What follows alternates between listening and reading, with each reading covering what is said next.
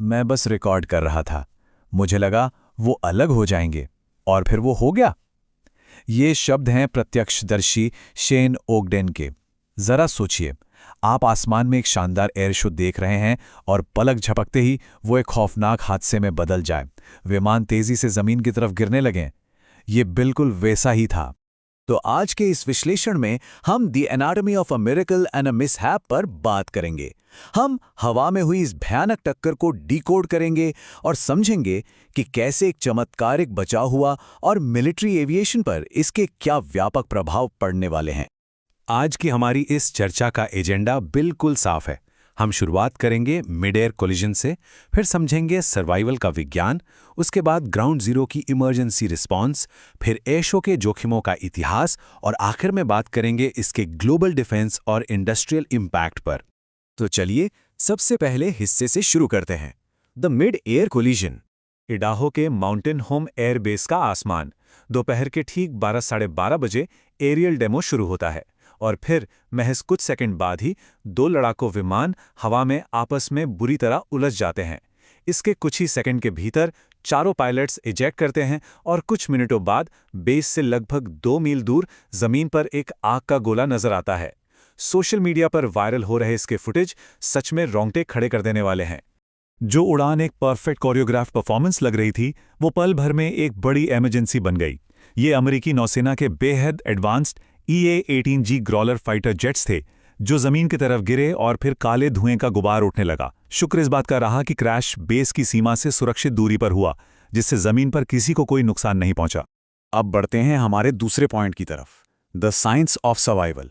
दिमाग में एक बड़ा सवाल आता है कि इतनी भयानक मिड एयर टक्कर के बाद भी पायलट्स की जान बची कैसे। एविएशन सेफ्टी एक्सपर्ट जेफ गुजेटी की माने तो ये जेट्स एक बेहद ही अजीब और अनूठे तरीके से टकराए थे। टकराने के बाद वे कुछ पलों के लिए एक दूसरे में लॉक हो गए, और सच कहूं तो उसी चीज ने उनकी जान बचा ली। इसी कीमती समय में पायलट्स ने अपनी मॉडर्न एजेक्शन सीट्स को ट्रिगर किया और रॉकेट प्रोपल्शन के जरिए पलक झपकते ही सुरक्षित बाहर आ गए। देखिए, इस तरह की क्लोज फॉर्मेशन फ्लाइंग कोई बच्चों का खेल नहीं है। इसमें गलती की रत्ती भर भी गुंजाइश नहीं होती। एविएशन एक्सपर्ट जॉन कॉक्स बिल्कुल सही कहते हैं कि एयर शो फ्लाइंग में जीरो टॉलरेंस फॉर एरर होता है। EA-18 ग्राउलर जैसे जटिल विमानों के साथ हाई स्पीड इलेक्ट्रॉनिक वॉरफेयर रेंडेज़्यू को अंजाम देना अपने आप में एक बहुत बड़ा चैलेंज है, जहां एक माइक्रोसेकंड की चूक भी भारी पड़ सकती है। अब जरा आसमान से जमीन की तरफ आते हैं और देखते हैं अपना तीसरा point, ground zero emergency response. जमीन पर माउंटेन होम बेस की अथॉरिटीज ने जो फुर्ती दिखाई, वो वाकई काबिले तारीफ थी। सबसे पहले अनाउंसर ने तुरंत भीड़ को कंफर्म किया कि पायलट सुरक्षित इजेक्ट हो गए हैं। स्टेप 2, बिना किसी देरी के बेस पर तुरंत लॉकडाउन लगा दिया गया। फिर फायर और मेडिकल टीमों को रवाना किया गया और बेस के बाहर क्रैश साइट को तुरंत सिक्योर कर लिया गया ताकि कोई भी वहां ना जा सके। इस अचूक रिस्पॉन्स का नतीजा ये हुआ कि वहां मौजूद हजारों दर्शकों के बीच कोई पैनिक नहीं फैला। प्रत्यक्षदर्शियों ने बताया कि इतने बड़े हादसे के बावजूद माहौल बहुत शांत, कंट्रोल्ड और वेल मैनेज्ड था। वहां कई सैन्य परिवार मौजूद थे और बेस अधिकारियों के सटीक क्राउड मैनेजमेंट ने यह सुनिश्चित किया कि हर एक दर्शक पूरी तरह सुरक्षित रहे। अब थोड़ा पीछे चलते हैं हमारे चौथे पॉइंट पर, एयर शो के जोखिमों का इतिहास। इस जगह का अपना एक इतिहास रहा है। 8 साल बाद gun fighter skies air show की वापसी हुई थी। अगर हम इस ताज़ा 2026 EA-18G कोलिजन की तुलना पुरानी घटनाओं से करें तो इस बार लैंडिंग बिल्कुल फ्लॉलेस था और सभी क्रू मेंबर सुरक्षित बच गए। लेकिन अतीत इतना सुरक्षित नहीं था। 2018 में रनवे पर एक हैंग ग्लाइडर की दुर्भाग्य मौत हो गई थी और उससे पहले 2003 में एक थंडरबर्ड्स जेट भी क्रैश हुआ था। इतिहास गवाह है कि एयर शो के जोखिम हमेशा बने रहते हैं। चलिए, अब इस स्थानीय घटना से थोड़ा बाहर निकलते हैं और आते हैं अपने आखिरी पॉइंट पर, global defence and industrial impact. जरा इस नंबर पर गौर कीजिए, 25। ये कोई छोटा मोटा आंकड़ा नहीं है। इंटरनेशनल रिपोर्ट्स बता रही हैं कि हाल ही में ईरान में एपिक फ्यूरी जैसे ऑपरेशंस के दौरान 25 अमेरिकी फाइटर्स जेट्स और ड्रोन्स का नुकसान हो चुका है।